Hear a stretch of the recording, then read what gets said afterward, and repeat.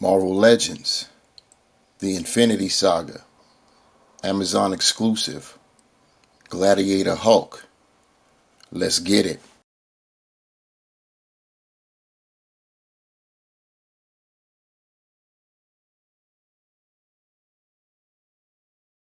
What is good, my peeps? It's your Knucker Big Rucker back at you again with another action figure review. This time around, though, it's more of a comparison review. We won't deep dive fully in because this is a re-release of a Build-A-Figure that we've gotten in the past. This is Gladiator Hulk from Thor Ragnarok.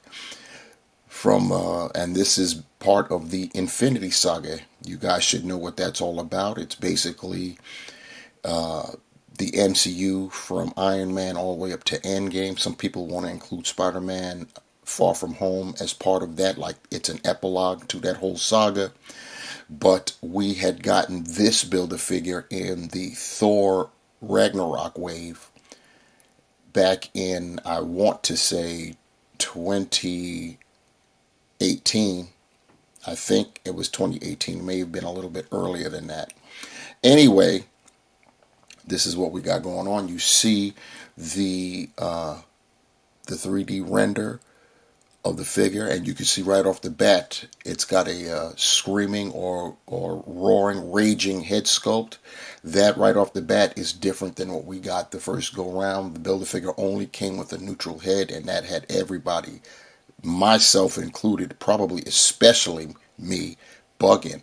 Why would you just have a neutral head sculpt when I mean, what we see right here on the cover is the main way he was when he was in this getup. Anyway, enough about that. Behind him, you see some very nice artwork. Pretty cool. Tilting up, there's that Avengers logo. Go to one side, there's a digital sketch of the figure with that neutral head sculpt. On the other side, some very, very nice artwork right there of Gladiator Hulk in full rage mode. And then on the back here, we have another 3D sketch of the Hulk without his helmet on. And then you can see to our left, his right, a sketch of all of the included accessories. So here we are. We've got our Gladiator Hulk on our rotating base. I want you to get a 360-degree visual of the character so you can see what he looks like now. And then when we do our comparison, you could see whatever changes, if any, subtle or otherwise, for comparative reasons. So you see right off the bat, he's a big guy. He's the Hulk, big and beefy. It was a nice figure at the time. And we're going to get him off the base, and then I will have him next to the Build-A-Figure, and we'll be able to see some of those comparisons, and we'll be able to make a determination if this is a buy for you. Now we've got both the deluxe exclusive, Amazon exclusive figure on our left up against the Build-A-Figure on our right. And you can immediately see some differences. The left shoulder guard is obviously a glaring difference, as our deluxe figure, the shoulder guard is a metallic blue color. And on our Build-A-Figure, it is a silver, a kind of... it's two-toned, actually. We've got a gunmetal kind of gray-silver going on, as well as a more, I don't know, it's a gray, but there's definitely two tones going on there. In terms of the battle paint, there's definitely more battle paint on the chest and right arm on the Build-A-Figure. You can clearly see that. There's also different shades of purple in terms of the wraps around the Hulk's hands and wrists. on the Build-A-Figure, they're darker. And we have basically, in terms of the wrist guard, let's turn a hand there to show that. Mine's is pretty tight the on the Amazon exclusive. They're different shades as well. The wrist guard on the Hulk's hands are on the Amazon exclusive Hulk's hands they look kind of a more brass color, whereas on the Build-A-Figure they're more of a gray, a gunmetal gray kind of color. Looking at the skirt piece, once again, on the Build-A-Figure, the purple is darker than what we've got going on the exclusive figure. The exclusive figure, the skirt itself is brown with no paint. The Build-A-Figure, it's kind of like a charcoal gray, and there is some silver paint going on there, both there at the bottom where there's detail and texture, as well as the design going on over there. And you get some silver paint inside where it clasps. You don't get that there. You do get the silver on both. The silver on the Build-A-Figure at the clasp point is a bit more vibrant than on the shall we say, the exclusive version. And what else we have here? I have to peek underneath the shoulder pad, and it's really difficult to see. So yeah, if I point him down a little bit, you could see that these portions right there are a different shade. On the Build-A-Figure, it's molded almost like that brass color, almost platinum, I should say. It's more platinum colored than anything, whereas on our exclusive, it's just molded brown. Our Build-A-Figure came with two grasping hands for his weapons, whereas our exclusive out of package came with a fist, a left fisted hand. But of course he has the axe and the hammer as well, so they included the left gripping hand as well. So we did get that. And out of packaging, as you can obviously tell, they both are sporting the neutral head sculpt. Taking a closer look at those head sculpts, once again, in my right hand is the Build-A-Figure head sculpt, and you see that it has more war paint, and it's more vibrant in coloration.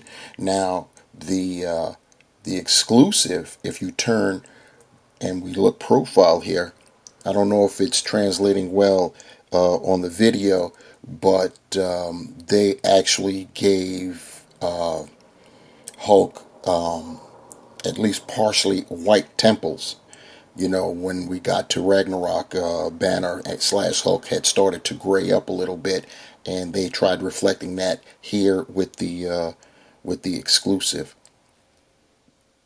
The Build-A-Figure, the hair is black, but it's got the green wash in it as well. The exclusive, the hair is more brown, and the only real wash we get is where we have the snow on the temples.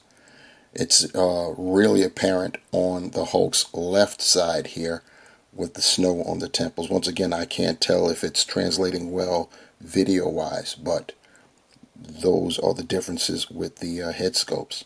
The war helmets are essentially the same, molded in the same color. I will say that the crest on the exclusives, the red is more vibrant, and it has more of a dark wash at the top than the Build-A-Figures. But then on the flip, the Build-A-Figures white war paint is whiter, more vibrant than on the exclusives. Though the exclusives looks more natural, like it was slapped on, not done in a factory like this one was done. You get nothing on the other side there, and the same goes for the deluxe version. I think the most significant differences, though, are in the Hulk's weapons, the hammer and the axe. Now, they're molded the same, yes. There's slight differences in the paint applications. The Build-A-Figure's axe looks a little bit more battle worn. It's got like brown wash all over it to show like impacts and stuff like that. Whereas the exclusives is pretty clean. But that's not what I'm talking about. The difference is they made the newer axe and hammer for the exclusive. It's made with a harder plastic. I can feel it right there. The Build-A-Figure's plastic. Anyone that has the Build-A-Figure knows that you pose the Hulk with his axe, especially the hammer. It's going to droop over time. No matter, unless you have him, if you have him posed the way how he was holding them in the movie, which means right here at the grip, it's going to droop. The only way to prevent that was to keep his hand somewhere in the middle of the axe, which was uncharacteristic to how he was carrying it. But I can clearly tell you that the plastic used for the new version is definitely harder. And the same goes for the axe as well. But just like with the hammer, the Build-A-Figure axe is molded slightly different color, and it has a wash to give it a more weathered, dirty look to it, especially where you cleave at. It's silver on the handle, but the business end is got that dirty look. Whereas on the exclusive, it's molded the same color all the way through. There is, when it gleams, it looks like it's a different color, but it's all the same color. You have to have it in hand to see what I'm talking about. But once again, the most important difference is they're made of two different plastics. The exclusive is on a harder plastic, so here's hoping that will prevent the droopage. And now here, of course, is the other big difference. We get an additional head sculpt of the Hulk raging, which is what we should have gotten the first go round. If we were to only get one head sculpt with the Build-A-Figure, it should have been this one right there. And this is what I mean by that. Look at our guy, the deluxe, the Amazon exclusive version on our left there. And look at the Build-A-Figure. I tried to put them in more or less the same pose. They're both facing semi-inward to one another. But yeah, I mean, our Build-A-Figure is looking like he's just, it's just another day in the park pose. Whereas our exclusive version, it looks like he really means business. For another look, another visual to make my point, look at these two now with the Hulk and his raging head. It makes for a better visual than him doing this same pose in a neutral sculpt. At least that's how I think. Get a look at these two close up so you can actually see the Hulk's expression a little more clear. And yeah, it's definitely, this was the head sculpt we should have gotten the first go round. And just because I want to have some fun with it, why not? Here's one more shot with Hulk's raging face. Once again, if I had the neutral sculpt it just wouldn't be the same. And so to wrap up this comparison review video of the Hasbro Marvel Legends, Amazon exclusive Infinity Saga, Thor Ragnarok, Gladiator, Hulk, that is a mouthful. It goes a little something like this. The figure is as good now as it was then, better actually, in a lot of regards, just because of the raging head sculpt alone. It changes everything about the figure. We've gotten some aesthetic changes, like the shoulder pad is a different color. The war paint is a little bit lighter and a little bit less on this deluxe exclusive model. And of course, we get the additional fist that he's sporting right now. But I think next to the Raging Head sculpt, which is the most important, most significant change, is the battle axe and the warhammer are molded in, I believe, harder plastic. So we should not get the droop, especially if we do get it, because gravity is undefeated. It should last longer before it begins drooping, and I guess I'll find out eventually about that particular aspect of it.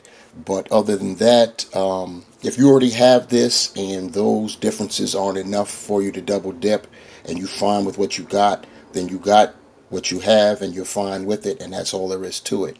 But once again, this head sculpt alone changes the entire visual of the figure, and I can tell you right now, in just these few minutes, I've had more fun posing Gladiator than I did with the original Build-A-Figure, because no matter what pose I put him in, I still felt like, meh.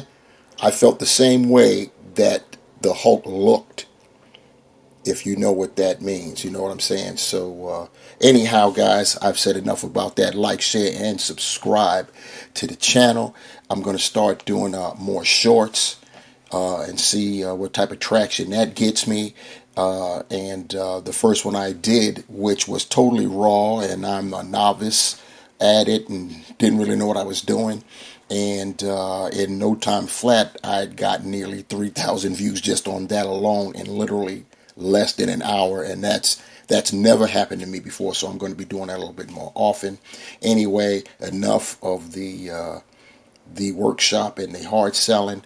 I'm going to leave you guys now. Check out this Hulk once again. If we get sculpts like this, I always think we should get 2 head sculpts per figure, a neutral and a sculpt showing some form of exertion, whether it be anger, teeth gritting, something. You know what I'm saying? Because at the end of the day, especially for people that like to pose their figures, that's how it gets done.